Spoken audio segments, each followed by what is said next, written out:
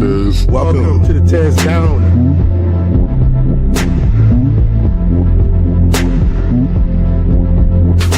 Welcome.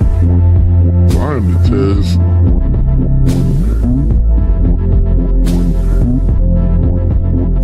Mic check 1 2. Welcome.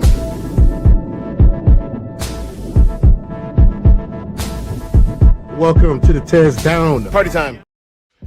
Under Section 107 of the Copyright Act of 1976, allowance is made for fair use for purposes such as criticism, comment, news reporting, scholarship, research, education, and parody. Under this act, fair use is permitted use of copyrighted content that might otherwise infringe on the exclusive rights of copyright holders. The TezDown podcast is a platform for entertainment and education.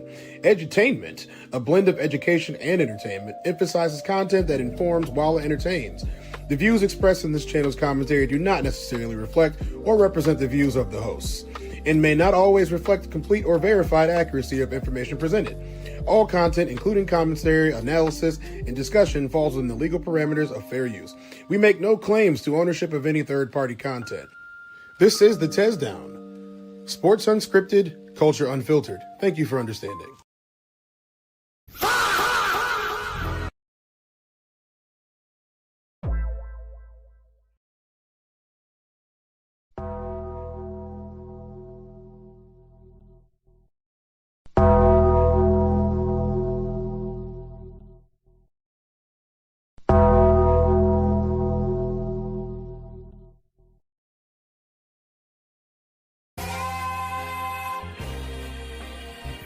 I'm only gonna do this once.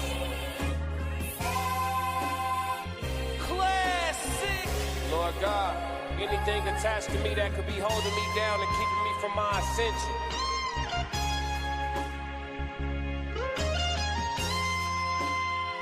I pray that you detach that from me, so I can fly. They think ill about me, they still around me. Lord God, please set me free. I ain't going out like Gandhi, bet it won't be nobody next to me. Cause I'm watching the people I'm loving the closest way more than the people I don't. Cause the people that hurt me the most in this life be the people that's locked in my phone. They made a mistake, I gave them some grace. I make a mistake and they won't do the same. People be dishing out what they can take and they take what they cannot get back to the game. I'm unforgiving cause I'm unforgetting. I harbor resentment, I know what you did me. I am not Jesus, it ain't no repentance when I'm on a mission and moving relentless. Been here before, I know the feeling. Think it's forever, the end to be chilling. Mike Jackson, my life is a thriller. Close to midnight, I turn to the villain. Boundaries over sparing your feelings. Sebastian gone, you can cry me a rip. To be great, you gon' have to be different. When you say it, they gotta know that you meant it. Long as your actions match your diction, people gon' know that you standing on business. A lot of experiences come with this wisdom. I'm only giving you what I've been living. Enlightened now, but still remember the time my mind was a prison. Enlightened now, but still remember the time I felt like a victim. I remember.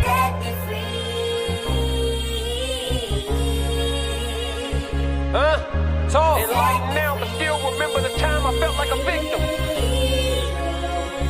Classic.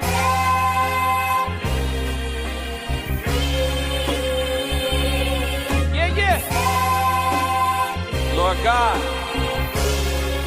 let me fly, They think ill about me, they still around me. Lord God, please set me free. I ain't going out like Selena, bet it won't be nobody next to me. Cause I'm watching the people I'm loving the closest way more than the people I don't. Cause the people that hurt me the most in this life be the people that's locked in my phone. Come to people I'm already knowing. People fickle, coming and going. People different when weather is storm. Some people pull over when it start to pour. Some people pull over when it start to drizzle. Some people foul, I can't get a whistle. Make it or miss it, I'ma keep shooting myself like a pistol. I need you to hit me, I need you to feel me. I need it clear as a crystal. For all of them I gotta go get us. This language I'm talking is different. Keep cracking the code, stacking your dough and using these hoes for business. Make money with her, not children. We catching bags, not feelings. It's the reason why scars still leave a mark when they done healing. It's the reason why all of us guard our hearts after hurt feelings. There really is no forgiveness. There really is no forgetting.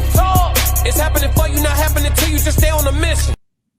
Welcome to the TezDown. It is bright and early on a Tuesday afternoon, and I'm feeling good. Are y'all feeling good? I'm gonna have to protect my eyes in a little bit, but for now, y'all get to see some of these chocolate browns. You feel me? You feel me? Yeah. I got you. Sko. What's up, Sko? How you doing? Sko was in the building, y'all. Blah, blah, gay sex, blah, blah, Congress. That's what we're talking about at the beginning of the day's show. We have a couple different things that we're going to talk about today on the TezDown. We got a lot of downs today because a lot of things happened, and the president decided that he was going to do some stuff and say a bunch of things to people that you probably shouldn't say. Cannot say Fuck! In front of people. No. I mean, you can. You can. Is it kosher? Probably not. But he did it anyway. So let's go ahead and protect my eyes. Let's make sure that these eyes can stay good because I need them. Okay. Let's go. Let's do a little rundown. Who's in here right now? We got Ramon. What's up, Ramon? How you doing? McKinnon, I feel you on this one right now. He said, can our country please stop being the reason that the rest of the world starts arming themselves to a great extent? That would be great. Into Deep, welcome into Deep. Welcome in, everyone. As you come in, please click the like button. It's a free way to support the channel. It is. Please like and subscribe and, I don't know, share it. That'd be great. Share it to your grandparents. You know, they might want to see it, or your parents, even though I blame them for all of our problems today. Ramon, put the ones in the air. What's up, man? I appreciate it. Ramon said, I'm not an isolationist or anything, but yeah, can we get the PDFs out of our government? Yes, please. And take care of our people. Damn. Can we take care of our damn people, please? Ramon, man, McKinnon, it's wildfire over here. Yeah, it was a little bit more than a wildfire today. You know, you guys are going to find out exactly what more of a wildfire than it actually is.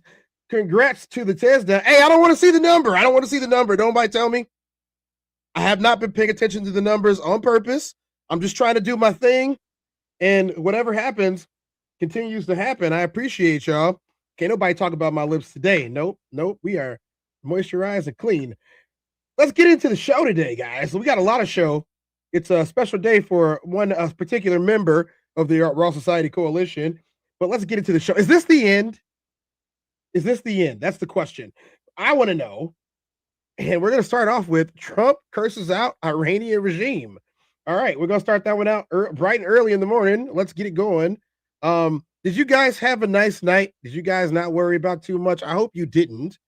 There's a lot of stuff to worry about, but as I always say, as long as you're taking care of business, taking care of your people, then you're going to be okay. And hopefully your people will take care of you too.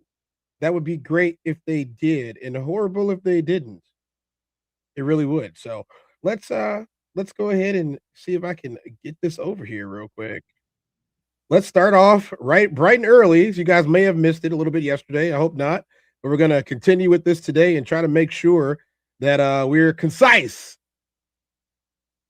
Posted a Truth Social saying Tuesday at 8 p.m. Eastern, appearing to refer to his previous post where he threatened Iran's power plants and bridges if they do not open the Strait of Hormuz by Tuesday. House Intelligence Committee Chairman Rick Crawford says the president is urging Iran to take that diplomatic off-ramp. What he is telling people is that I want to give him a diplomatic out. He's trying to... In front of people. Trump said Tuesday will be power plant day and bridge day all wrapped up in one in Iran. There will be nothing like it. Open the fucking strait, you crazy bastards, or you'll be living in hell. Just watch. Does that sound very presidential to you guys? I don't know. Somebody tell me. McKinnon, it's a wildfire over here. Yes, it is.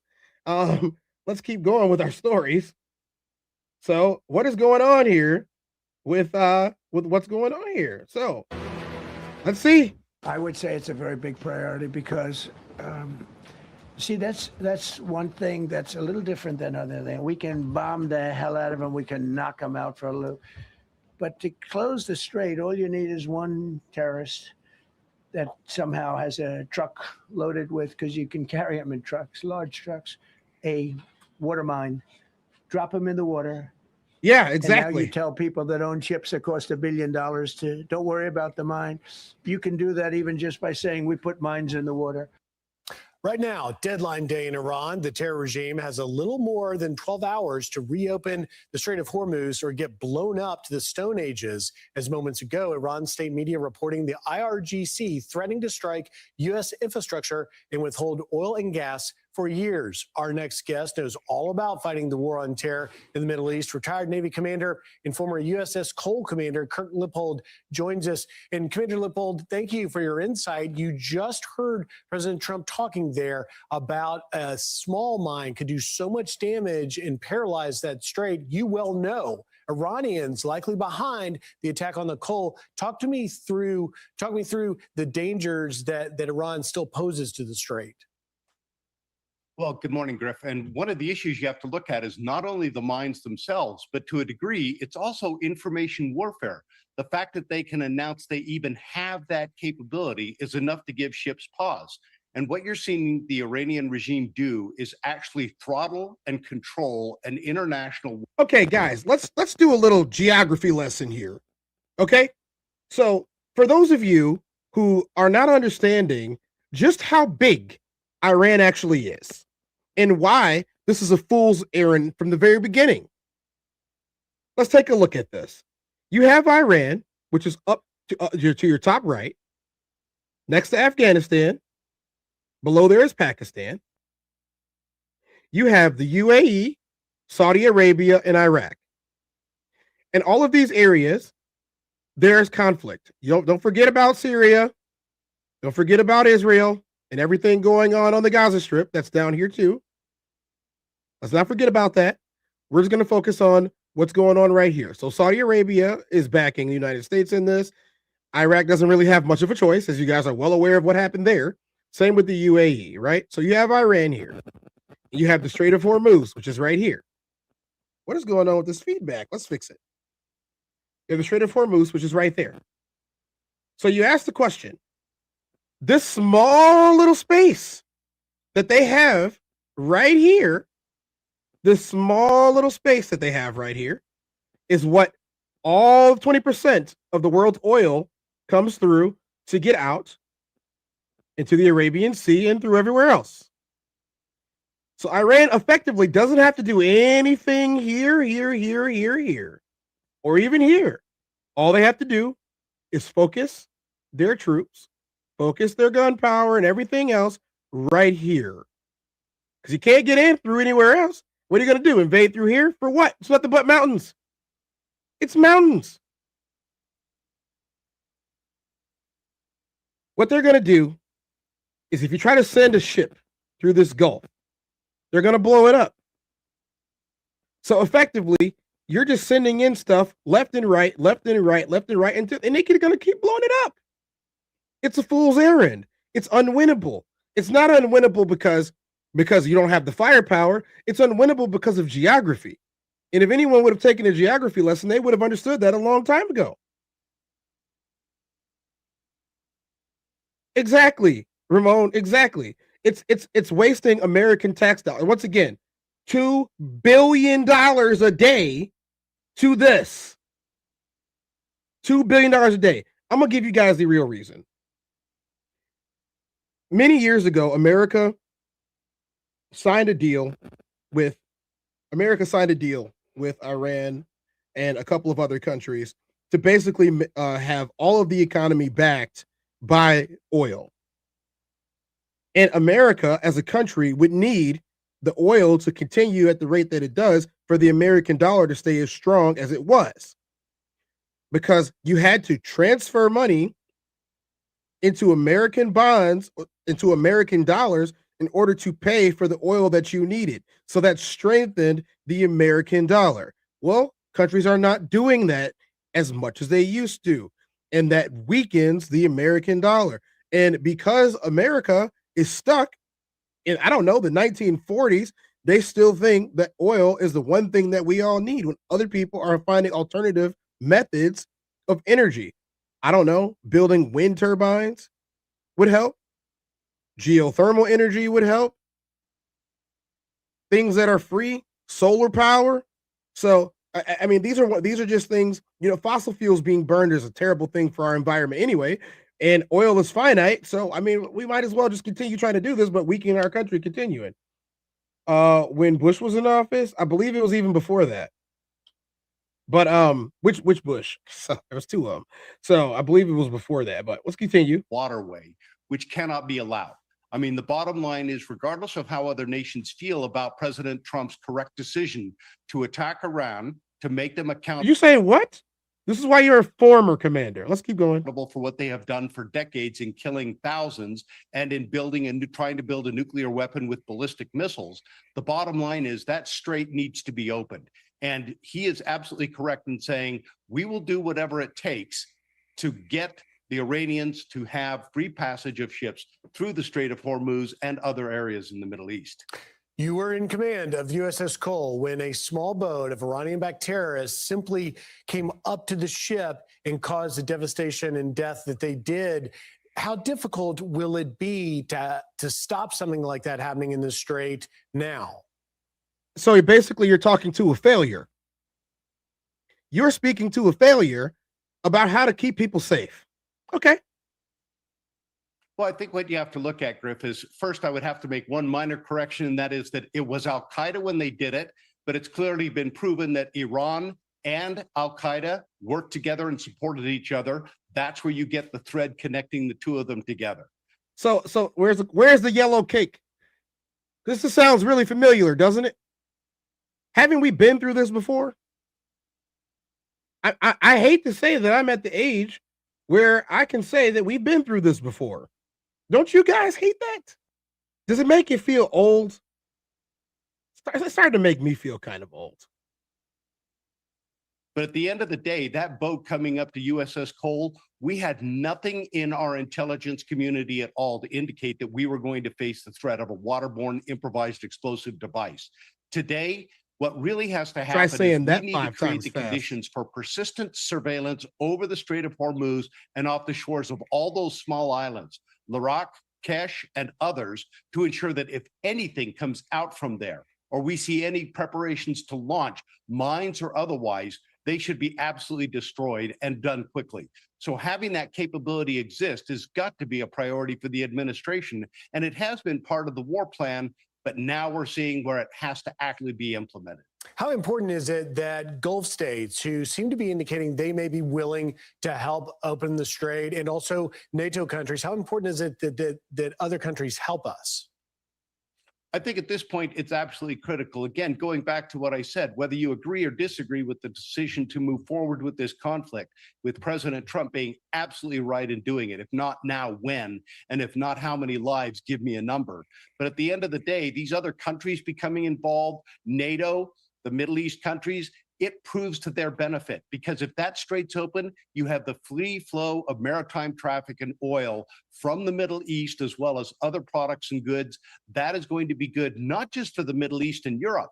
It is going to be good for the world, because it also sends a signal to China that what they're doing in militarizing those islands in the South China Sea will not be tolerated if they use that for a power projection purpose to try and control that region of the world following an invasion of Taiwan. We've got to go, but quickly, why isn't China or India, some of the other customers that are the biggest users of this strait, helping clear it?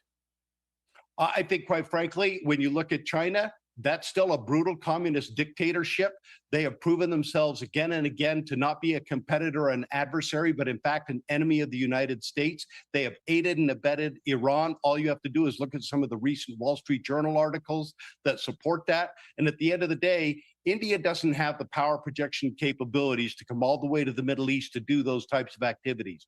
They are a very good regional power and partner, but at the end of the day, those two countries need to stay on their own. We should have left state out of this from the very beginning. What are you talking about? Just them? Just them? In too deep. Ramon said, yeah, I feel old. I remember being young, believing in the safety of the government. Man, how wrong I was. In too deep said the U.S.-Saudi oil deal began in 1933. Oil concession agreement is signed by Standard Oil of California, but it was solidified strategically during a 1945 meeting. I'm glad that I know things. Thank you, In Too Deep. I appreciate that. We have literally done this dance. Only this time we have a potato with an overly long time making decisions.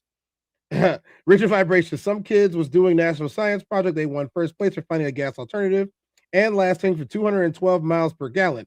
The idea was banned and their existence was wiped clean. Yeah, I did a story about this a couple of months ago, Rigid. That's probably before you guys were following, but I appreciate that you guys are bringing that up, because it's just validating all the stuff that I talk about. It's just validating me. That's all. I appreciate the validation today. Do a little pack of the TezDown back. Yeah, let's do that. Guys, we got some late breaking news. Let's go ahead and catch the late breaking news. Civilian infrastructure, which would be a massive problem, especially given that the Iranian people are the sort of biggest victims of this regime in the first place. So What do you think President Trump is going to do come 8 o'clock tonight? Well, Zane, I think there's probably one of two things that's going to happen. The first thing is President Trump will say, well, we've had some breakthrough in discussions. We need to continue the diplomacy. We're going to extend this out another 48 hours or some other timeline. Whether that diplomacy is advancing or not, that's something that we've seen from him before, and that's one possible future for 8 p.m. Eastern. Another would be, in my mind, an aerial assault by the Ready Brigade of the 82nd Airborne onto Karg Island to seize the oil. I think what you're seeing right now are preparatory strikes, the potential for preparatory strikes on the defensive systems inside of Karg. We've not hit the oil, we've not hit the energy, and that could lead to softening Karg Island, softening the military targets to allow the 82nd Airborne to go in by air, either an airfield landing or aerial assault by parachute. And I think one of those two things is likely to happen. So these sort of mediated ceasefire negotiations continue to take place, but the problem is both sides remain so far apart, and it's unclear how or when they're going to sort of reach this kind of middle ground that we need to end this war. So in the meantime, what is the most mature and sensible way at this point to get Iran to reopen the Strait of Hormuz? There's no easy way to get Iran to open the Strait of Hormuz. If you think about it, there's two wars happening in parallel. There's the military war, which we are winning. There's the information war, which we are decidedly losing. And every day that Iran keeps the Strait of Hormuz closed, every day that the sun sets and those ships are not going through the Strait of Hormuz, Iran wins that information war. And they understand that. They've got the key to this thing. Opening up the Strait of Hormuz militarily would take months, if not years. You're talking about taking out all of the ballistic missile sites, So this is actually pretty good. I'm going to stop them while they're live. This is actually a pretty good representation of what I was talking about. And I'm going to tell you about the information that they're explaining to us now. So number one, Iran has been on a tirade as far as controlling the narrative from their side and being able to put out media. They issued an open message to all of the American citizens that happen to have melanin, black, brown, and we're going to hear what they had to say to us.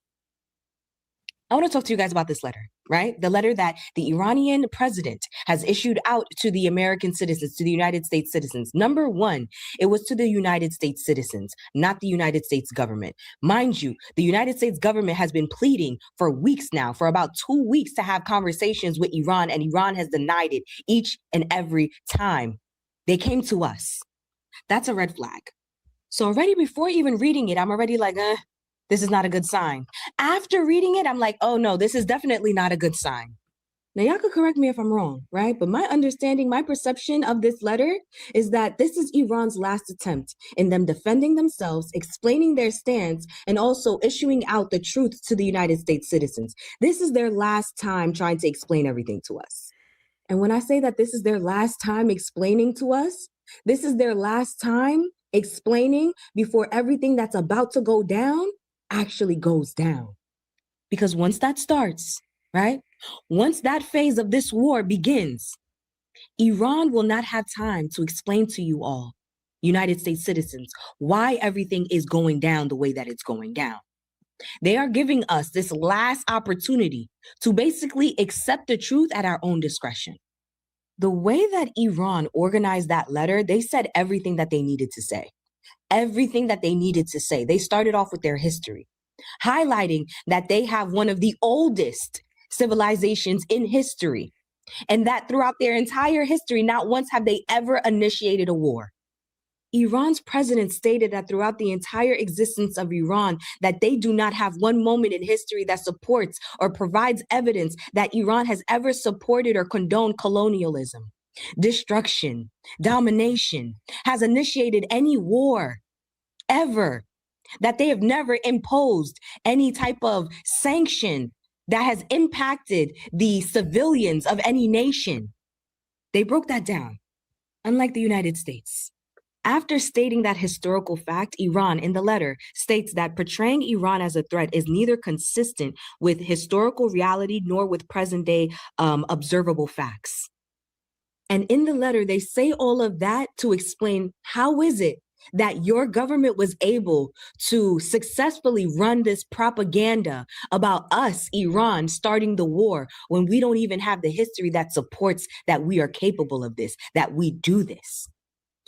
They are trying to make you, the American citizen, who is supposed to be the reader, understand exactly what's going on.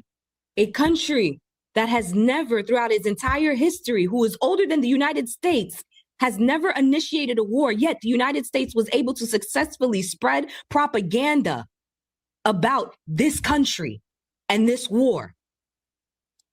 Let that sink in. In the letter, they then, Iran, explains to everybody that the Iranian people have no hate towards the American citizens, towards any European, towards anybody, to be honest, right? That they, right, in their government has always made the clear distinction between government and the people.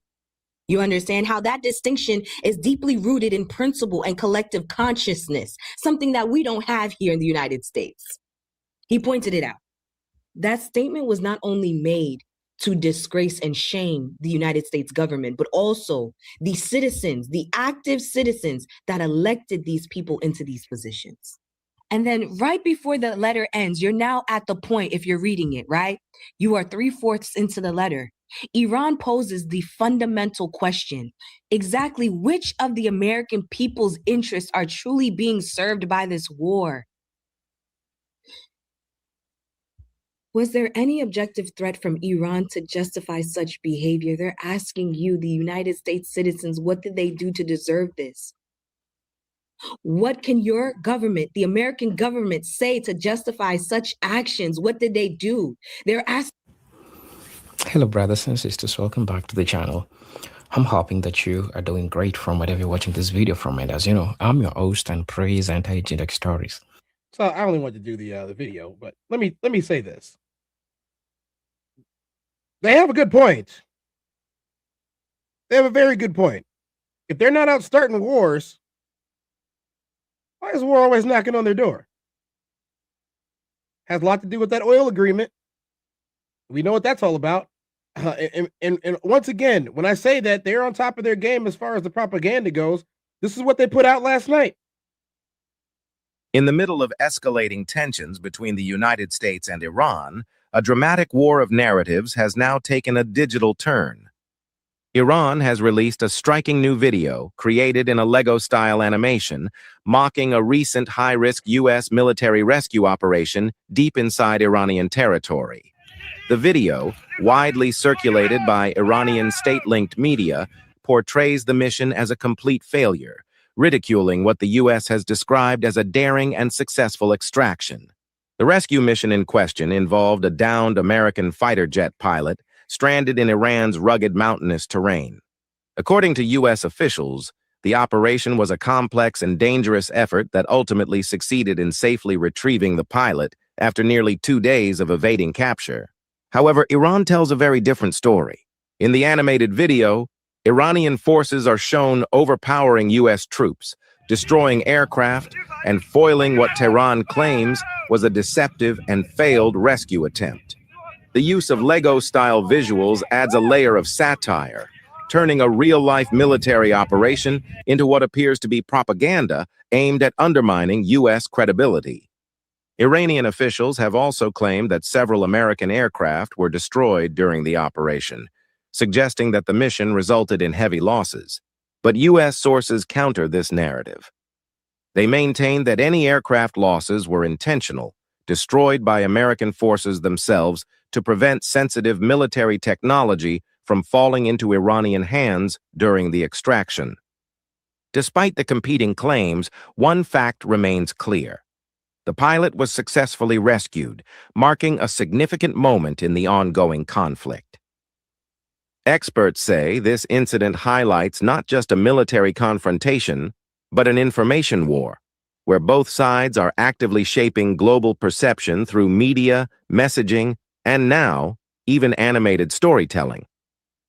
The release of such a video underscores how modern warfare extends beyond the battlefield. It plays out across screens, social media, and public opinion, where narratives can be just as powerful as missiles.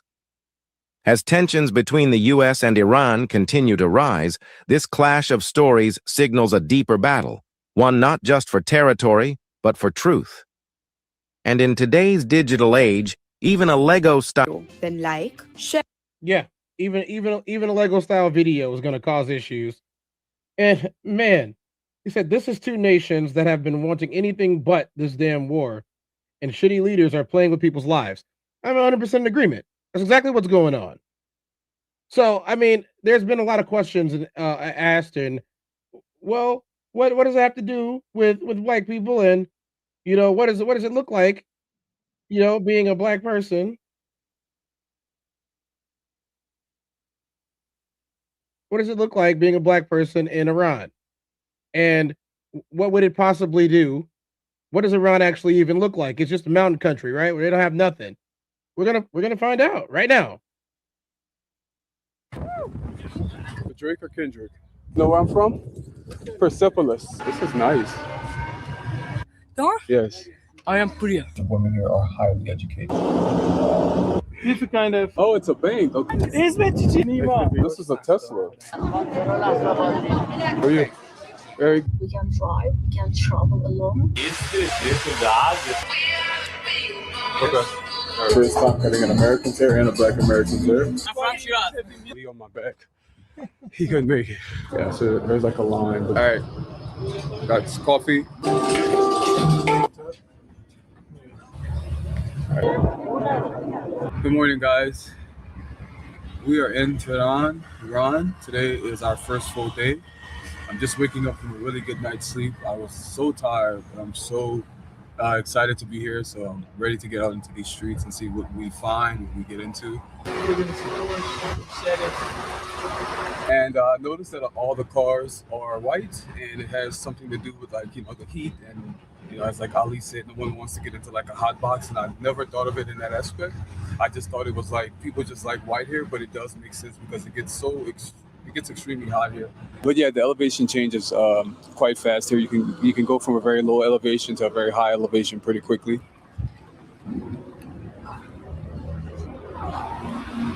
All right, guys, so we just made it to the former U.S. Embassy. Across this crazy road.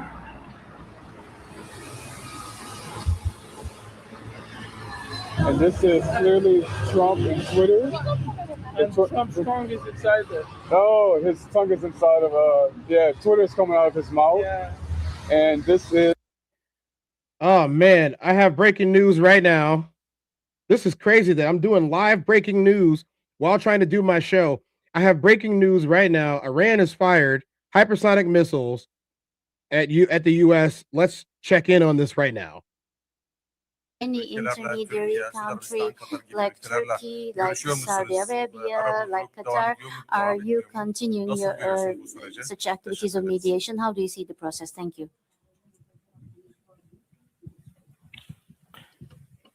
Well, I have been in touch with Tehran, of course. I still do not have exact information about the level of damages, but I don't think it matters how much damages have been made.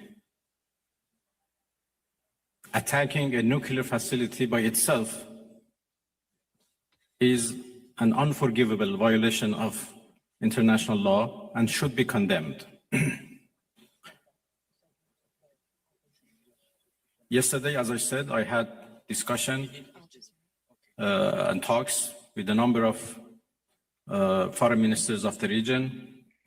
Almost all of them are very much concerned and interested to play a role to end this aggression by Israel, of course.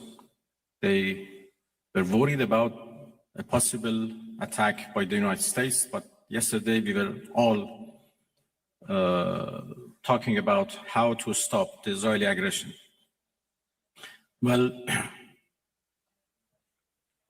Of course, the door for diplomacy should be always keep open, but this is not the case right now. My country has been under attack, under aggression, and we have to respond based on our legitimate right of self-defense.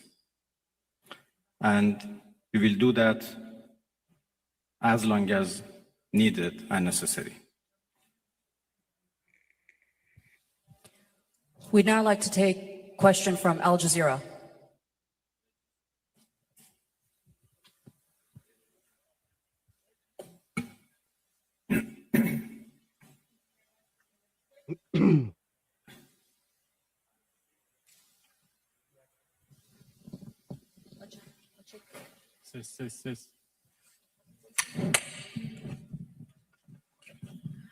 Thank you very much, Minister. So you say that you need to respond right now, but we know that Iranians are known for their talents in negotiations in diplomacy and trade. What would be the conditions after responding for Iran to come back to a negotiation table, maybe with the US as well? And Turkey has been offering that Ankara can mediate for a trilateral between Turkey, US, and Iran. What would be your response to that? Because right now the US is technically involved in this conflict. Thank you. Well, I think it is irrelevant to ask Iran to return to diplomacy because we were in the middle of diplomacy. We were in the middle of talks with the United States when Israelis blew it up. And again, we were in the middle of talks and negotiation with Europeans, happened only 2 days ago in Geneva, when this time Americans decided to blow it up. So we were in diplomacy, but we were attacked militarily. So it was not Iran, but the US who betrayed diplomacy. They betrayed negotiations. When at the middle of negotiations with us, they gave green light to Israelis, if not instructed them to attack Iran's nuclear facilities. I think they have proved that they are not men of diplomacy, and they only understand the language of threat and force. And this is very unfortunate. The United States showed that they have no respect to United Nations Charter. They have no respect to international law. They have no respect to any international law regarding, managing the world and facing challenges of the world. There is no red line that they have not crossed. And the last one, and the most dangerous one, was happened only last night, when they crossed a very big red line by attacking nuclear facilities. I don't know how much room is left for diplomacy. We are now calculating the damages. And as I said, the damages are not only for our nuclear facilities, the damages are for the United Nations Charter. It was not only Iran's facilities which was bombed, it was also the United Nations Charter. It was also non-proliferation regime and NPT, which was bombed last night by Americans. And it was the rule of law and international law which was bombed. So now we have to see how much room is left for diplomacy, and we will decide. I'd like to hand over to TRT World.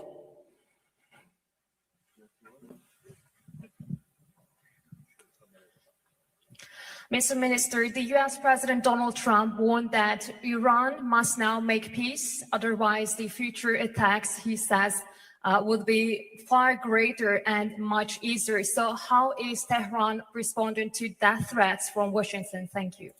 I think it's not up to Iran to respond to that. The whole international community should respond of such a clear threat against the United Nations Charter. Iran has done nothing wrong. We do not understand why Iran should be attacked for a false accusation that Iran is seeking nuclear weapons. It's now more than 20 years that we are trying to prove that our peaceful nuclear program is in fact peaceful and would remain peaceful. We negotiated for a long time with the so-called P5+1, and we came to a deal which the whole world celebrated as an achievement of diplomacy. And then it was the US who withdrew from that deal and reimposed their sanctions and restarted their threats. Again, we were negotiating with the same administration.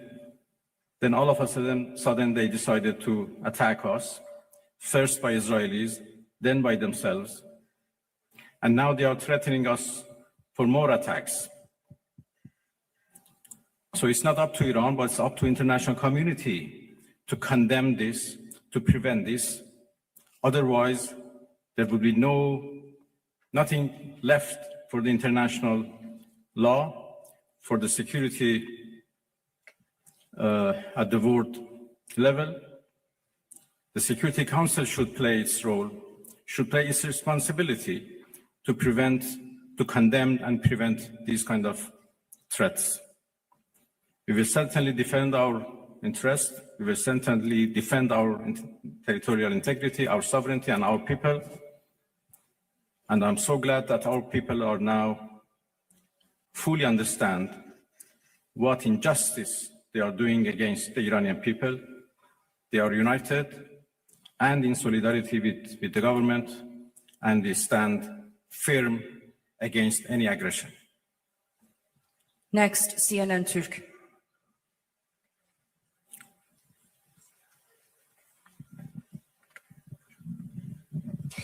Mr. Minister, how do you assess the West's stance on Israel massacres? No one seems to mention Israel's allegedly illegal nuclear weapons. The German chancellor even said Israel is doing the dirty work for us. So what is your response? Thank you. Well, what should I say? You said everything.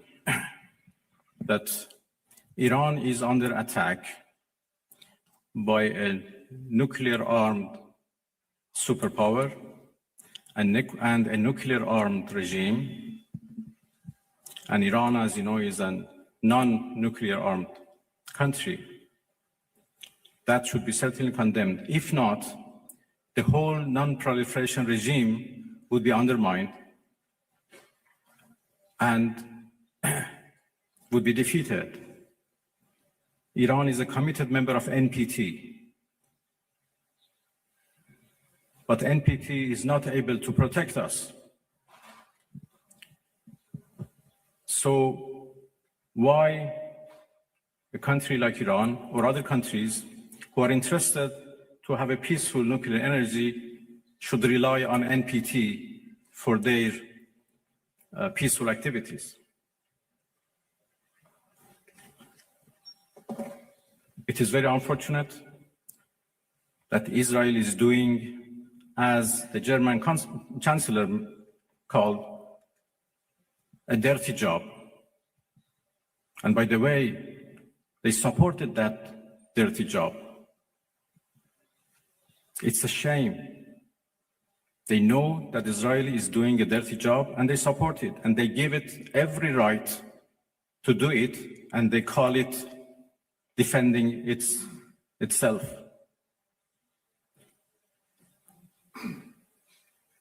It's really a shame. Pardon? Well, I think I'm not in a position to reveal what we are going to do in response to what Americans did last night. I just talked about the fact that NPT failed to protect Iran from and its peaceful nuclear program. And this is a serious challenge. Next, we'd like to take a question from IRIB.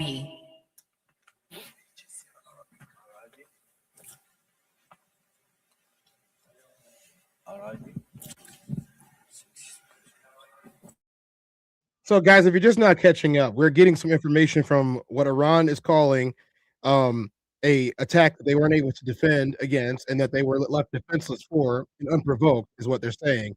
We're listening to them say it themselves. So, news agency. İran'a destek verdiği söyleniyor. It is indicated that China is supporting Iran. Tarafından caydırıcı olmasını nasıl How do değerlendiriyorsunuz? you evaluate its deterrence power vis-a-vis USA and Israel? And can we learn your expectations about your relations with the Russian Federation?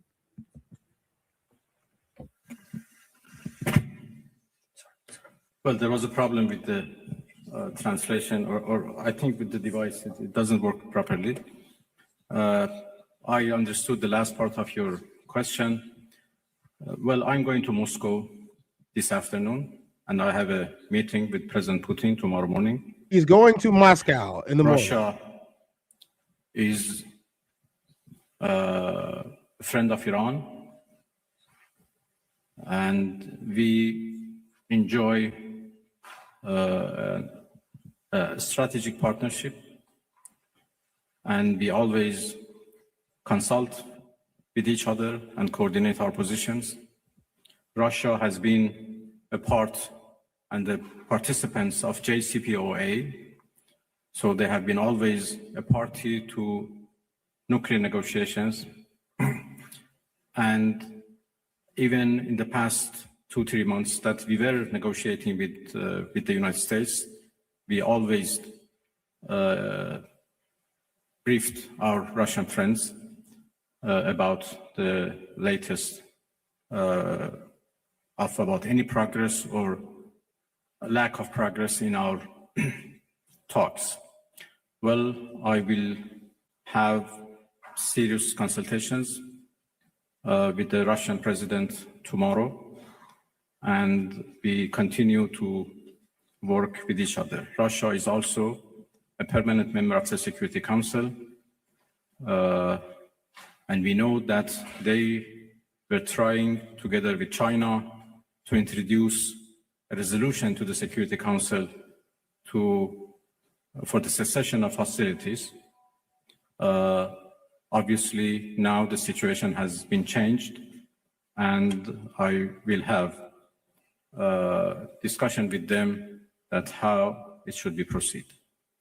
The final question from IRIB, if we can hand over the microphone to the gentleman right there. Thank you.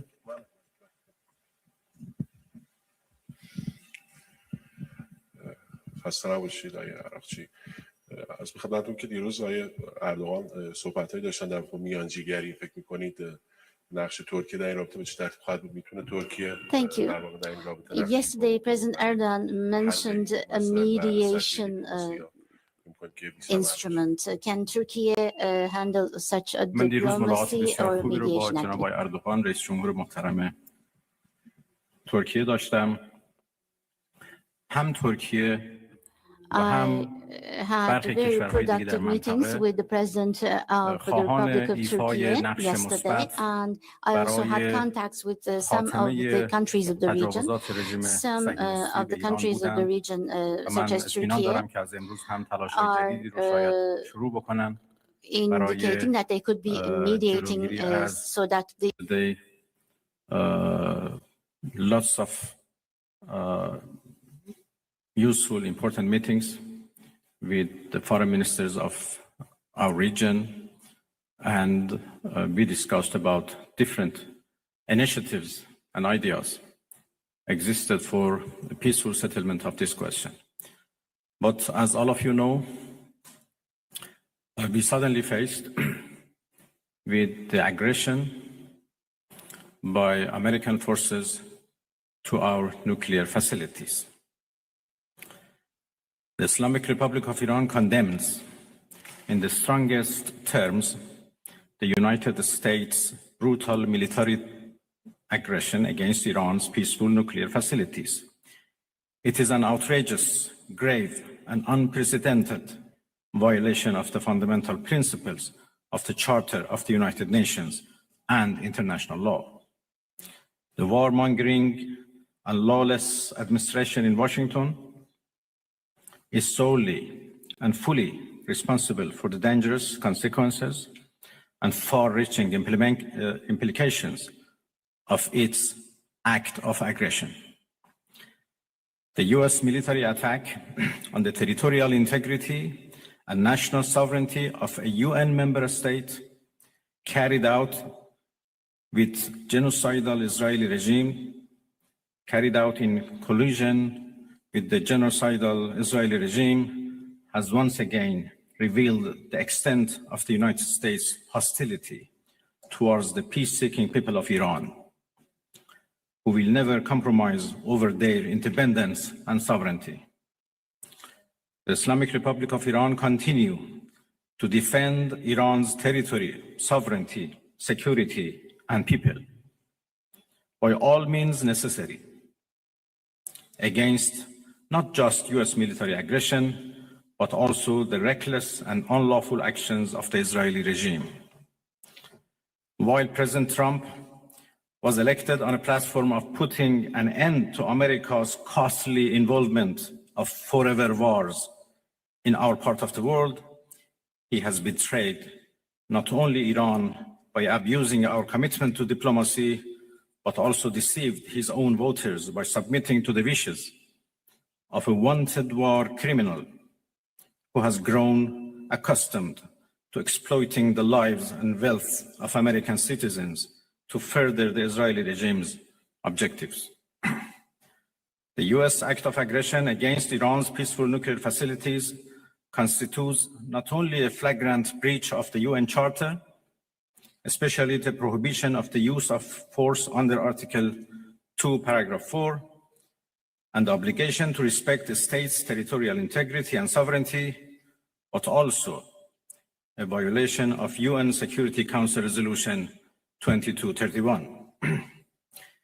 It cannot be emphasized enough how much of a devastating blow that the US, a permanent member of the Security Council, has dealt to the global non-proliferation regime.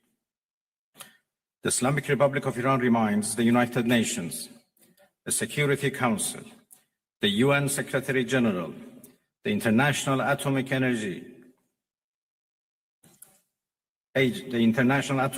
Agency, and other relevant international bodies of their duty and responsibility to take urgent and decisive action in response to this breach of international law. Silence in the face of such blatant aggression will plunge the world into an unprecedented level of danger and chaos. Humanity has come too far as a species to allow a lawless bully to take us back to the law of the jungle. The Islamic Republic of Iran calls on the Security Council to convene an emergency session to unequivocally condemn the criminal act of aggression by the United States against Iran and to hold the administration in Washington accountable for its violations of fundamental principles of United Nations Charter and of norms of international law. The responsibility of the IAEA and its Director General, who through evidence bias in favor of warmongering parties paved the way for the current violence and bloodshed, is now clearer than ever. We call on the IAEA Board of Governors to immediately convene and carry out its legal responsibility in response to the dangerous US attack on Iran's peaceful nuclear facilities, all of which have been under the agency's full safeguards and monitoring. The world must not forget that it was the United States which, in the midst of a process to forge a diplomatic outcome, betrayed diplomacy by supporting the genocidal Israeli regime's launch of an illegal war of aggression on the Iranian nation. Not content with such malign actions, the United States itself has now also opted for a dangerous military operation and aggression against the people of Iran. In doing so, the US administration holds sole and full responsibility for the consequences of its actions, including the Islamic Republic of Iran's right to self-defense under the principles of the United Charter. In accordance with the UN Charter and its provisions allowing a legitimate response in self-defense, Iran reserves all options to defend its security interests and people. Thank you very much.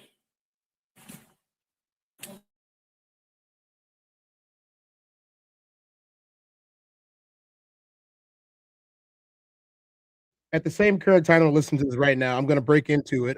Vladimir Putin has announced that he believes there's a looming threat of World War III, and we're going to get into that in a little bit too. I'm not going to stop the show early. We're going to go right into this as soon as this question gets asked and answered.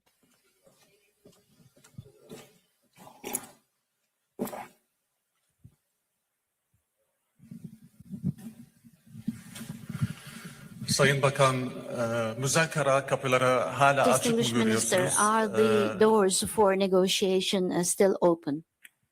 Tamam. Şimdi ses geliyor mu? Can you hear me now? Sayın Bakan, Distinguished Minister, the müzakere question is hala as kapıyı açık follows. mı görüyorsunuz? Is the door for negotiation still open? Hadi değil mi? No translation.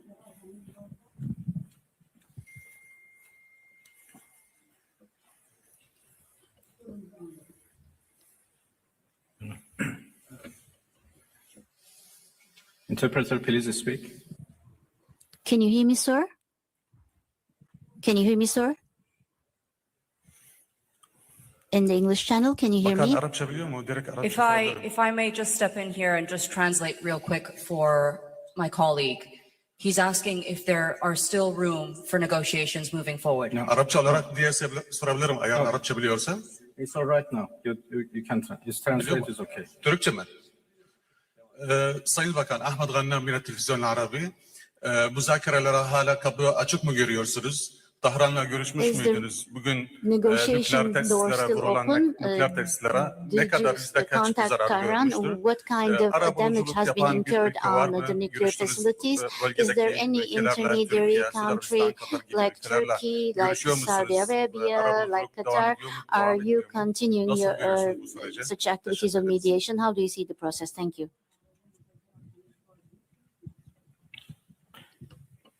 Well, I have been in touch with Tehran, of course. I still do not have exact information about the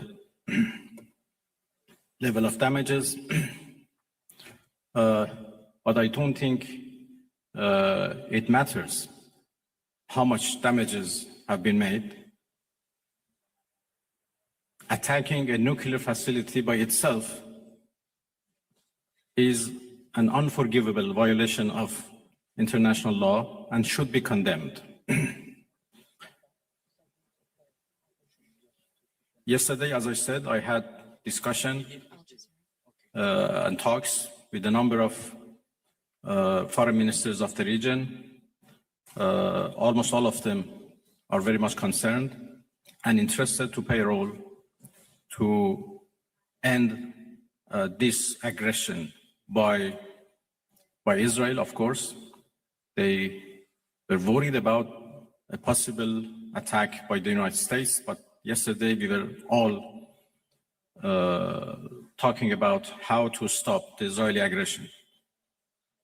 Well, of course, the door for diplomacy should be always keep open, but this is not the case right now. My country has been under attack. under aggression, and we have to respond based on our legitimate right of self-defense. And we will do that as long as needed and necessary. We'd now like to take a question from Al Jazeera.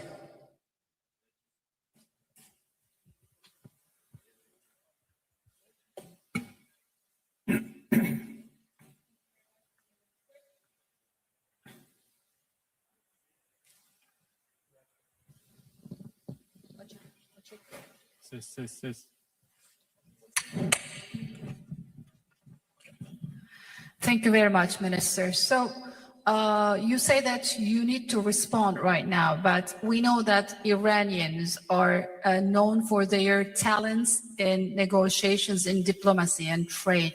What would be the conditions after responding for Iran to come back to a negotiation table, maybe with the US as well? And Turkey has been offering that Ankara can mediate for a trilateral between Turkey, US, and Iran. What would be your response to that? Because right now the US is technically involved in this conflict. Thank you. Well, I think it is irrelevant to ask Iran to return to diplomacy, because we were in the middle of diplomacy.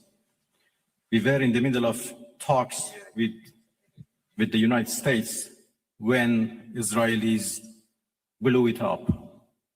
And again, we were in the middle of talks and negotiation with Europeans, happened only 2 days ago in Geneva, when this time Americans decided to blow it up. So we were in diplomacy, but we were attacked militarily. So it was not Iran, but the US who betrayed diplomacy. They betrayed negotiations. When at the middle of negotiations with us, they gave green light to Israelis, if not instructed them to attack Iran's nuclear facilities. I think they have proved that they are not men of diplomacy, and they only understand the language of threat and force. And this is very unfortunate. The United States showed that they have no respect to United Nations Charter. They have no respect to international law. They have no respect to any international law regarding, managing the world and facing challenges of the world. There is no red line that they have not crossed. And the last one, and the most dangerous one, was happened only last night, when they crossed a very big red line by attacking nuclear facilities. I don't know how much room is left for diplomacy. We are now calculating the damages. And as I said, the damages are not only for our nuclear facilities, the damages are for the United Nations Charter. It was not only Iran's facilities which was bombed, it was also the United Nations Charter. It was also non-proliferation regime and NPT, which was bombed last night by Americans. And it was the rule of law and international law which was bombed. So now we have to see how much room is left for diplomacy, and we will decide. I'd like to hand over to TRT World.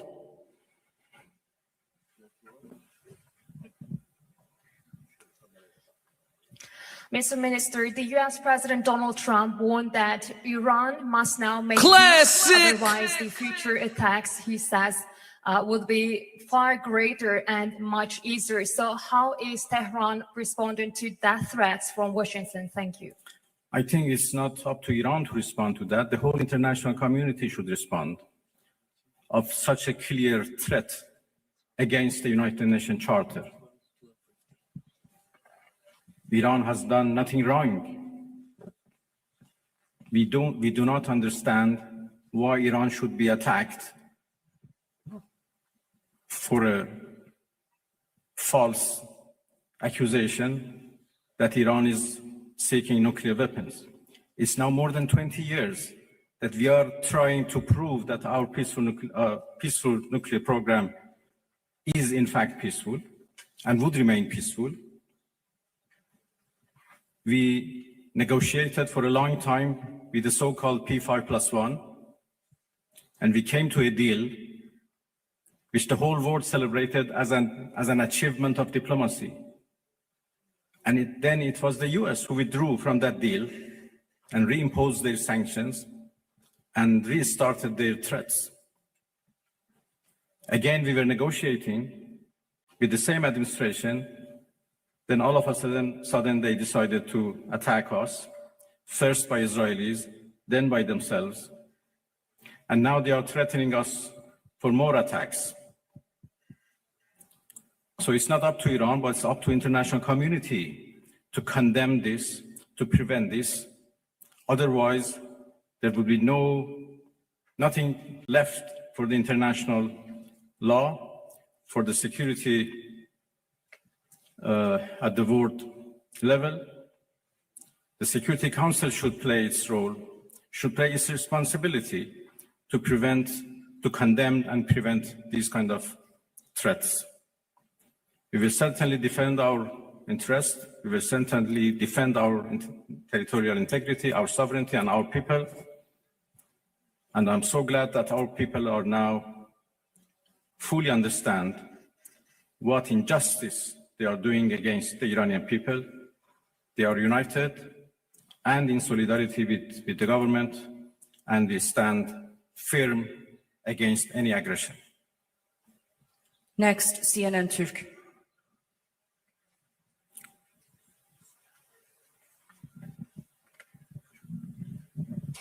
Mr. Minister, how do you assess the West's stance on Israel massacres? No one seems to mention Israel's allegedly illegal nuclear weapons. The German Chancellor even said Israel is doing the dirty work for us. So what is your response? Thank you. Well, what should I say? You said everything. That Iran is under attack by a nuclear-armed superpower and a nuclear-armed regime. And Iran, as you know, is a non-nuclear armed country. That should be certainly condemned. If not, the whole non-proliferation regime would be undermined and would be defeated. Iran is a committed member of NPT. But NPT is not able to protect us. So why a country like Iran or other countries who are interested to have a peaceful nuclear energy should rely on NPT for their peaceful activities? It is very unfortunate that Israel is doing, as the German Chancellor called, a dirty job. And by the way, they supported that dirty job. It's a shame. They know that Israel is doing a dirty job and they support it, and they give it every right to do it, and they call it defending itself.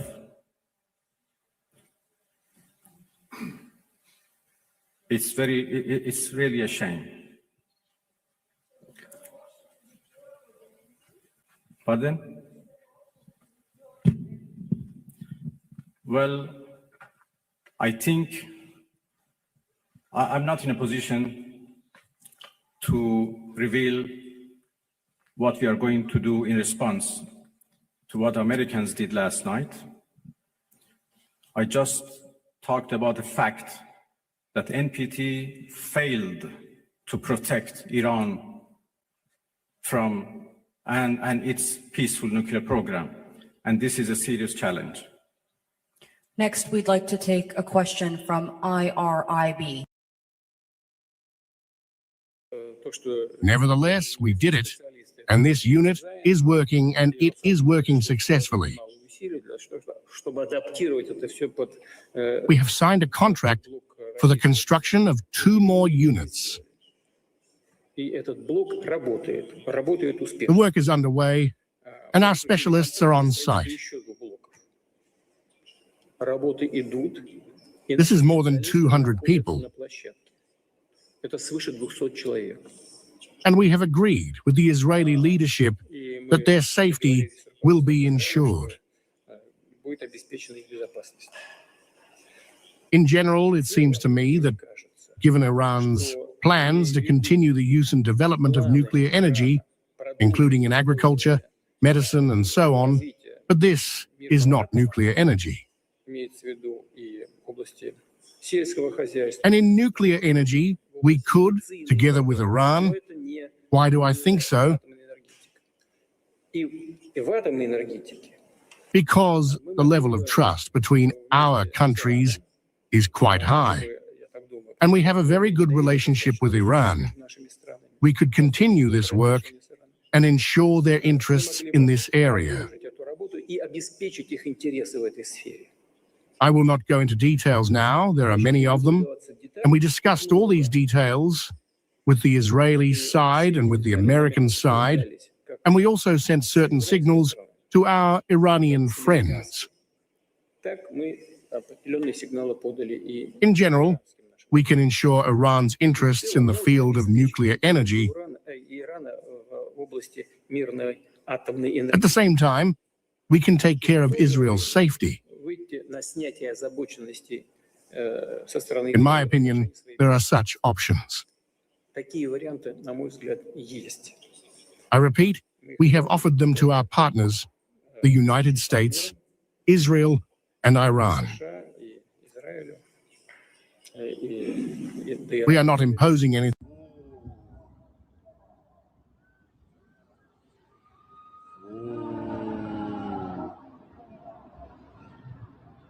Guys, I am telling you guys right now that this is something that I have not expected to see this again in my lifetime.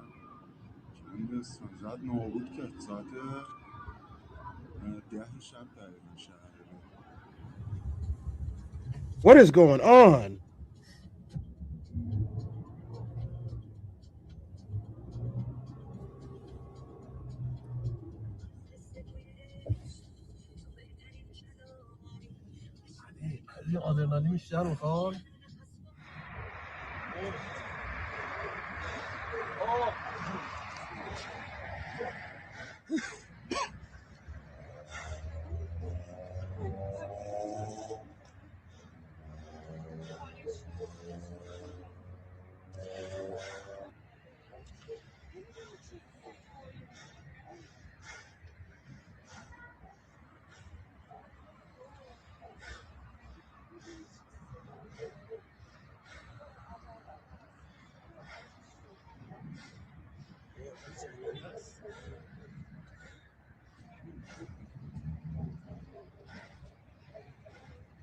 It's just devastation.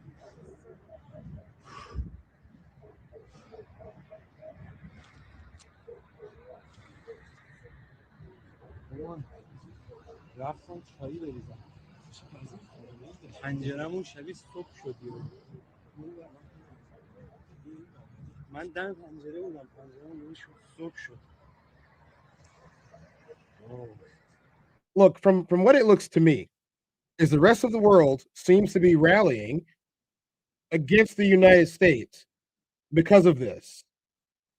And it doesn't seem like the United States has a whole lot of backing for this. And the fact that they're able to go out and say what they're saying and do what they're doing and rallying people against him, including the United Nations and NATO, means that this might not be as cut and dry as the administration, the Trump administration, has said that it is. So this is cause for a little bit of worry.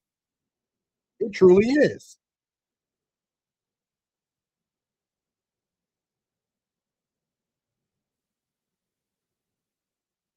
This is just nuts that these countries are now undergoing all of this. And you know what? We've spent so much time on this today that it's time for us to switch gears. I have to. I got to cleanse my palate a little bit. You know what, guys?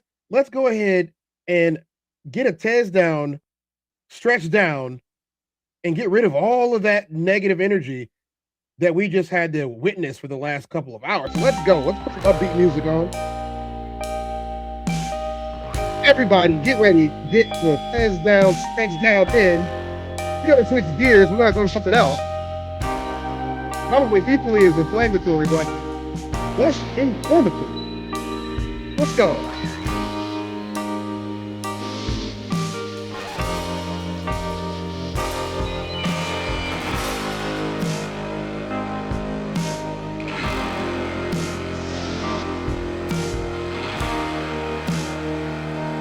Get these leftover rubber.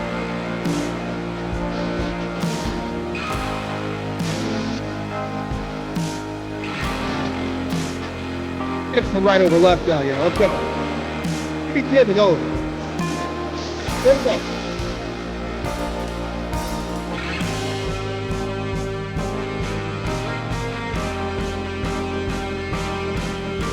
This will stretch out. Look where you're there at work. Work your driving on the road, your truck. Extend that out. Go. Extend that road. To the right.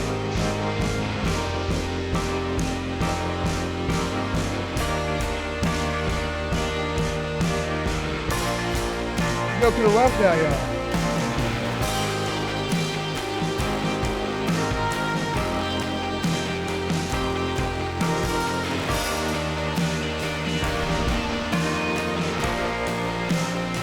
Give me a deep breath. Exhale all of that.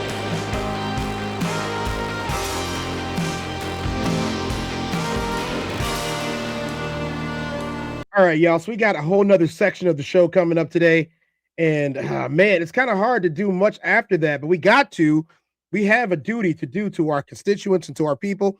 And we're going to be taking out a look at some interracial dating, as it seems to be the topic of the week, interracial dating things, because we didn't necessarily get into it on the Classic Codes last night. I know I wasn't a part of that show. I was just in the chat, but it brought up some interesting thoughts. What do you actually think about interracial dating? But before we're going to do interracial dating, we got some stuff that we want to talk about, and that is the Raw Society Coalition is on tour. Go ahead, Miles, do your thing. The Raw Society Coalition is on tour right now, and we're going to be in Columbus, Georgia, coming up on June 6, 2006. That's this year, and that's in a couple of weeks. Make sure you guys screenshot that. Make sure you guys get your tickets early. Ticket prices are subject to change after the early ticket period. So make sure you get your tickets early if you're planning on coming down there to see us, or if you're just planning on meeting us there and enjoying a good show. As you can see, the five of us do form together like Voltron to make the Raw Society Coalition. We are 5 individual content creators. And in the 5 individual content creators, we have, go ahead, take a look at the channel list right there. These are all the channels. These are 6 channels, 5 creators, 6 channels. That has you covered for the entirety of your day on just about any type of content that you want. As you can see, we do whatever we want here on the TezDown. We do the sports, we do the culture, we do the life, we do the politics. Yes, we do. And as our good friends would say, just blah, blah, gay sex, blah, blah, Congress. Yep. So you guys can go ahead and check in with all 5 of these. Take a screenshot and make sure you can get them down there. And then if you guys didn't know, if you're new to my channel, if you are new to any of these channels, honestly, you missed a show in Chicago, and it was great. It was live. We had a good time. Why you ain't say nothing? only gonna do this once. You always knew I'd make it from the beginning. Why you ain't say nothing? You believed in me the whole time, for real? Yeah. I couldn't tell. You was around me from the beginning. Why you ain't say nothing? Why you ain't say nothing? Seen them hard times, couldn't kill me. Why you ain't say nothing? Why you ain't say nothing? Stages on moon getting bigger. Now you wanna say something. Been watching my story all winter. Why you ain't say nothing? Why you ain't say nothing? Why you ain't say nothing? Why you ain't call? Why you ain't say nothing? Why you ain't say nothing? Why you ain't? You was around me from the beginning. Why you ain't say nothing? Why you ain't? Stages on moon getting bigger. Now you wanna say something? Put that on my soul. That is the Raw Society Coalition. That was the Singles and Soulmates Tour recap video from Chicago. Chicago up. Oh yeah, from Chicago. Thank you guys for showing up. We got some house cleaning to do. Let's go. We got a store. So if you guys want to buy some merch, people have been asking, where's my merch? Right now, the only place that you can get merch for me is right here. Make sure you guys check that out. You guys can buy merch from me right there, as well as skipping the super chat at hashtag TezDown or Zelle, the one ball is 24. All the socials on here are Soul Reaper 24. If you want to find me on the internet, I am not hard to find. I am not. And here is some things that I definitely wanted to bring up with this, right? So I'm going to try to get these segments done as quickly as possible. But one of the things that I wanted to talk about today was the fact that we are stuck in our society. And as you can see, there's not too much that we can do except to do our best and make sure that we're prepared for whatever comes next. So everything that I talk about is not about scaring you guys. It is not about making you so angry that you boil over. No, it's not about that at all. It's really just about awareness and about making sure that you understand what you're really dealing with in the place that you're dealing with it with, and also to not be around the people that probably see you as an enemy. So without further ado, we're going to set up on this last segment of the show today.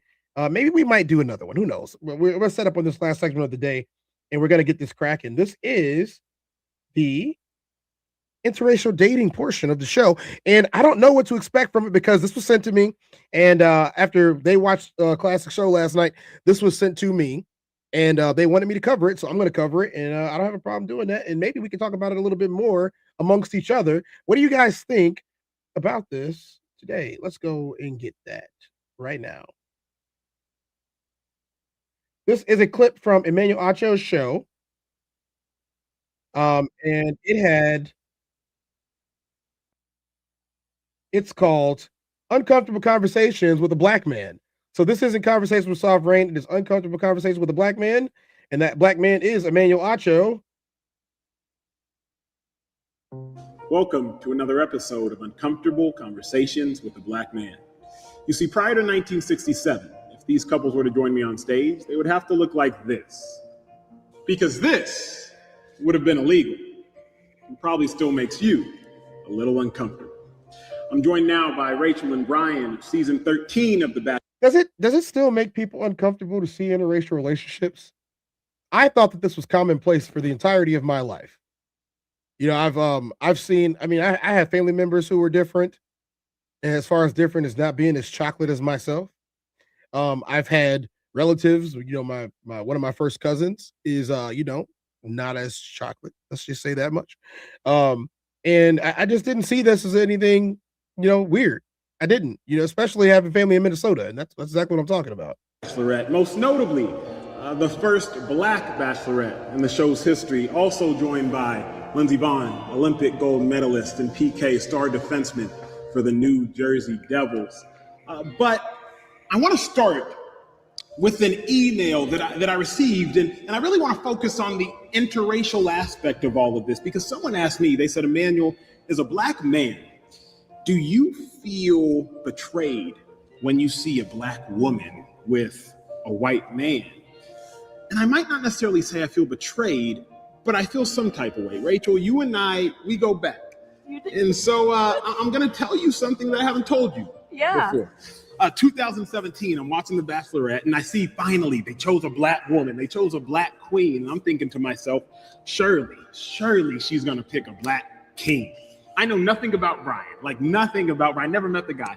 But all I see is Rachel picked a guy who is seemingly white. I felt some type of way about that. What would you say to someone who shared those sentiments? What would you say to them? Well, friend, I don't even know if I should say friend after you just said that to me. No, I'm kidding. But honestly, I had to say, you know what? My journey of love can't be any different just because the color of my skin is. And people can't judge me for picking someone who doesn't look like me. Like, I feel like they expect me to pick someone who looks just like me, but that's not fair. They should just want me to fall in love with whoever it is that I vibe with. You know, I think about this quote, and I was thinking about this yesterday. It says, if the enemy of my enemy is my friend, right? We all remember that. If the enemy of my enemy is my friend, then the friend of my enemy is my enemy. And I was thinking, historically speaking, white people are the enemy of black people. So when you see a black person with a white person, then all of a sudden you're like, wait, you're with the enemy. Have you lost friends based on who you love being a black man? I wouldn't say I've lost friends. There has been a lot of difficult moments with people that I'm very close to that it's been very hurtful, and I don't know exactly how to approach it. I don't know how to communicate our relationship to them in a way that they understand. I don't know how to get rid of racism and just allow them to see him for the person that he is. I don't know how to do that. And that is why I want to talk, because I love it. I'm going to tell you something. I love every moment of it. Why? Because what this promotes is growth and strength in our relationship. And I'm not against that. Adversity is a great thing. When people show true colors, this world is full of a lot of people. Not everybody's going to be accepting of everything. Do you not have a problem with the fact of when black people are seen with white people, to a degree, to the black person, like, you've lessened your blackness? Like, Rachel, you are an intelligent woman, law degree, well-spoken, you're with Brian, good dude, but he's not black. People look at you and you're like, Rachel shouldn't even be talking. Like, she's not even black. I've experienced that, and hearing you talk about the way you grew up. Let's catch up on these comments. Roxy said, this looks to be normal to me. Be with who you want to be with, point blank, period. Rigid Vibration said, in urban areas, not accepted. Outside of it, people don't pay attention. Into Deep says, Miss Lindsey Vaughn, who did not have a prenup, agreed to a settlement that involved a $500,000 payment to Abasolo and transferring ownership of their Miami condo while keeping their Los Angeles home. Ooh. McKinnon said, I dated a black girl when I was in high school and invited her to Thanksgiving. Took 5 minutes for you to say to her, I got to get you out of here, finding out just how racist my family was. Which side of your family was it, McKinnon? Which side of your family was it? That's the question. You've probably experienced that your entire life. I've always been told that I wasn't black enough. And I'm not even I don't have, any white in my blood. Actually, I don't know that shit, but just, I don't know. But I'm just saying, I am not biracial is what I'm saying. Like, I'm a black woman, and I've always been told that I wasn't black enough because of the way that I grew up, the experiences that I had. And so to be 100% honest, and you know this, it was something that I fought before I came onto The Bachelor. Up until I was 30, I really didn't date seriously outside of my race because I felt like society, not my parents, not my friends, society was telling me I had to pick a black man. I got an email and it pierced my heart. She said, can you help me? What can I do as a white woman to be more accepted by black women? What would you say? I don't know the answer to that. I feel like, PK's family and his friends, his family's friends, everyone has been so accepting of me. And I just try to be kind to every person that I meet. And even if they hate me because I'm with a strong black man, I'm still the same person. I know that I'm a good person. I know that it doesn't make you sad. It does make me sad because it actually not sad. It makes me feel extremely guilty. Why? Because I am taking a strong black man away from them. But I love him. And I mean, I shouldn't be penalized for that, I don't think, but there is the reality that is true.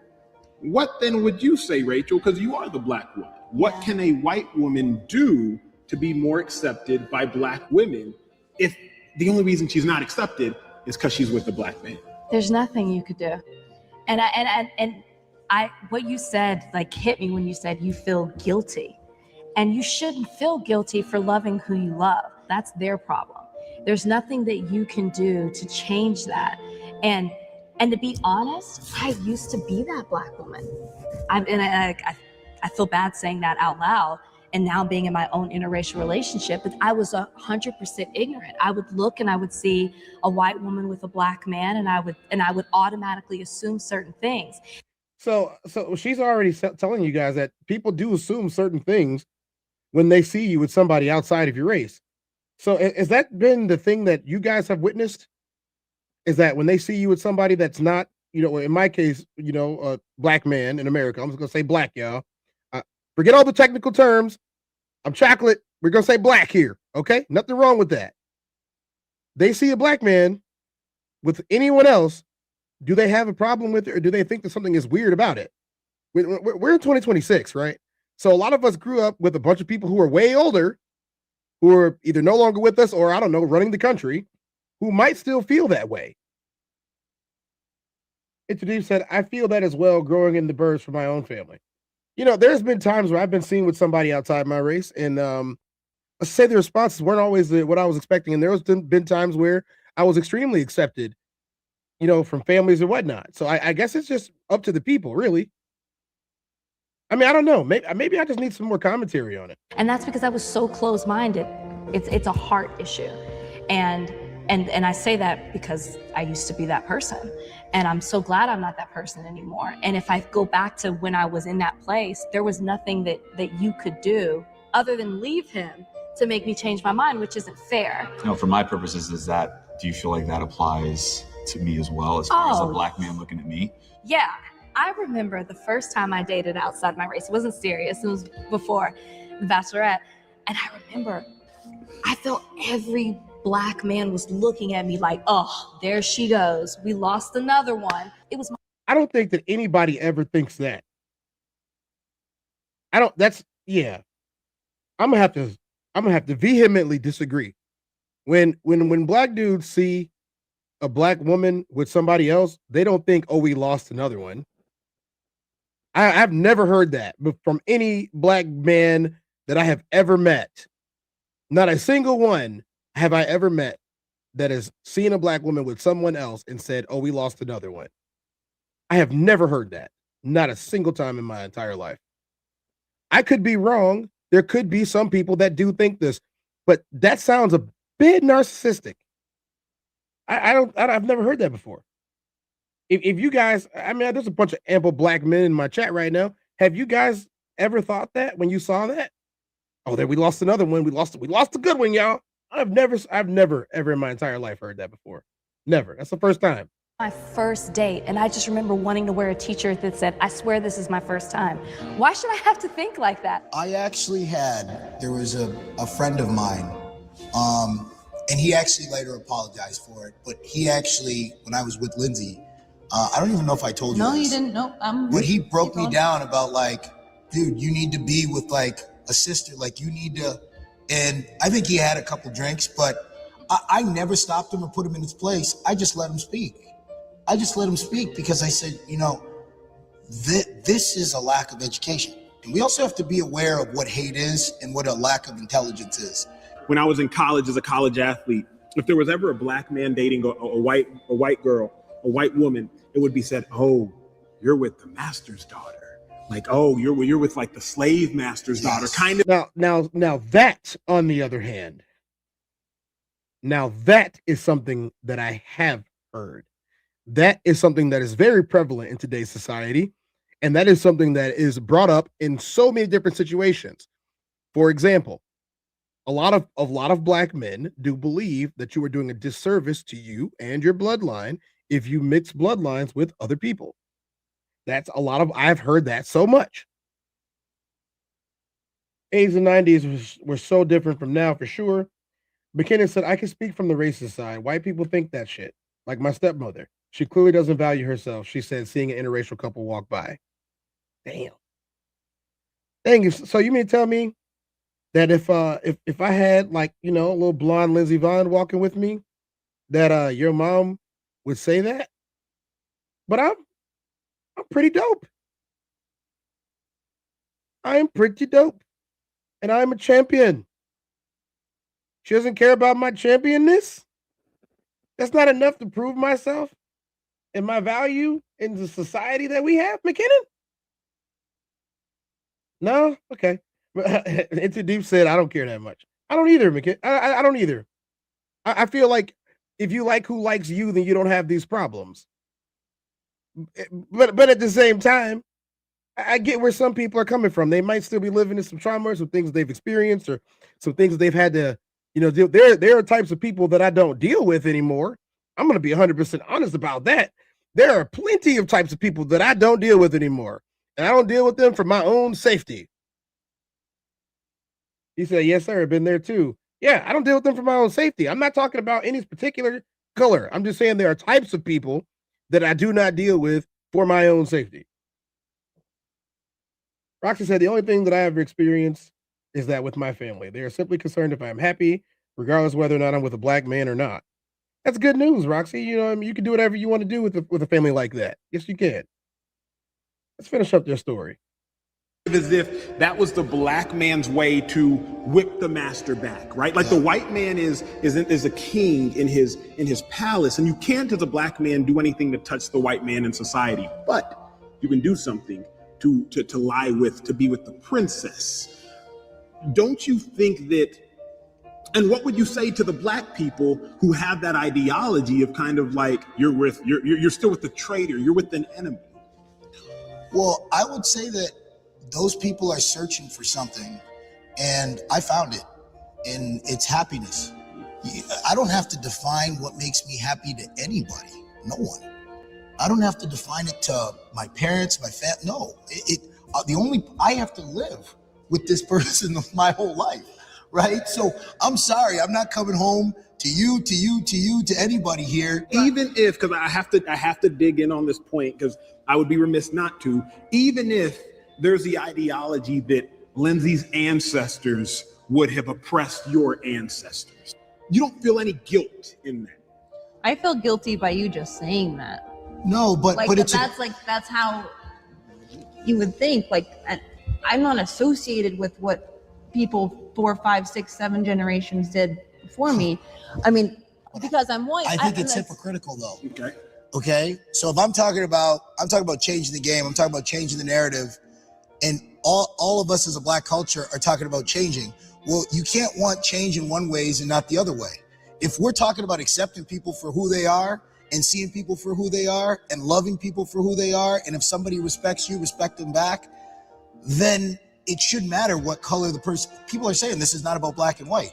These are rich people. So let's talk about somebody that's not rich.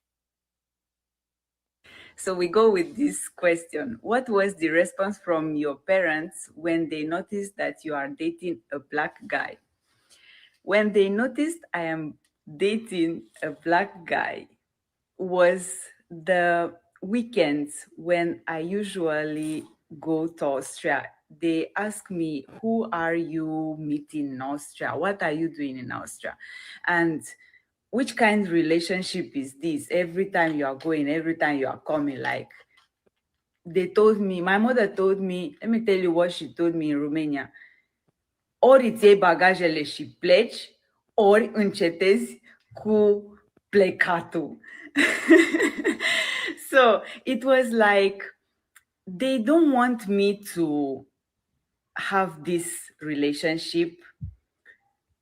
And moreover, they did not meet or know how a black guy could treat me. They feel that maybe something is keeping me dating him, something. Why is the assumption always that black men don't treat people well? That seems to be the most prevalent thing that I hear, is that black dudes don't treat women well. From what I've been told, black men don't even cheat. Am I wrong here? Something like something. But I was like very specific to them, to tell them that this is my choice. And no matter whatever they will say or whatever they will do, that this is what I want to choose. So everything in one word, my parents were not happy. When we moved to Spain to get married, my mother has to help me in Romania with some papers. Who knows. And I tell you, the frustration was like very high. So I understand. It's not their fault. But when you have stubborn daughter, that's so you. This is the first time that I've ever heard a Nigerian white woman speak, and I'm shooketh. I am shooketh listening to a Nigerian white woman. Let's finish up with these guys. What you got, McKinnon? I don't feel guilt. I feel disgust for the other half of my family and disgust for the past. I know I care about people. I know what I think, and I know how I'm raising my family. I just keep growing that. Yeah, and I gotta agree with that. McKinnon, you did it. McKinnon, you've been walking stuff down lately, man. I gotta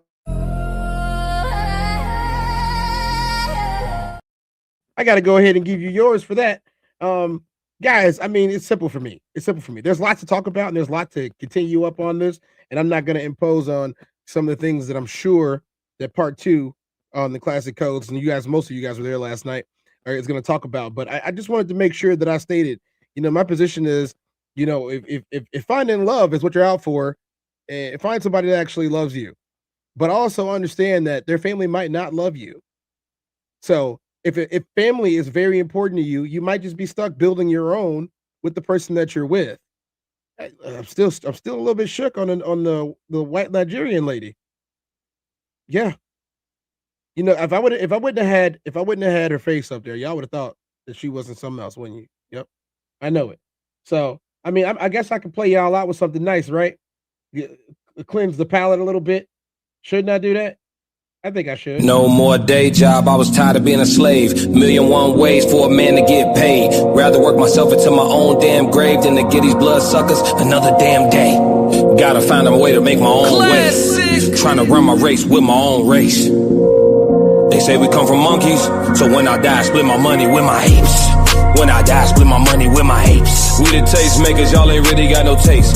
Pour some Bel Air, celebrate cause we great. And pour something out for my homies that ain't make it. When I die, split my money with my apes. Till then, I'ma have a baddie feed me grapes. Till then, I'ma switch the motto and the make. When I die, split my money with my apes. I ain't got no boss, Dame Dash.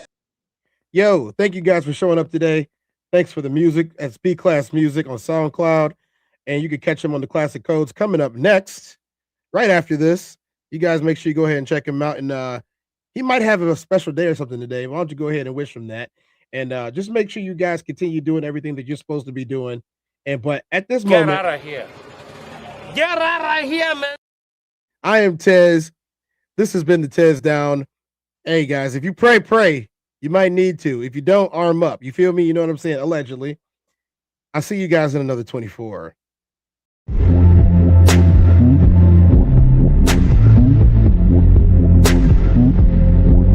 I'm the Tez.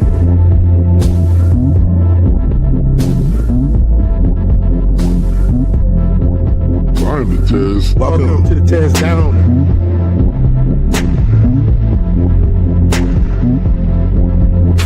Welcome. I'm the Tez.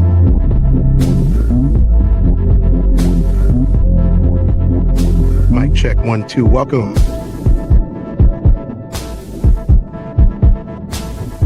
Welcome to the TezDown. Party time.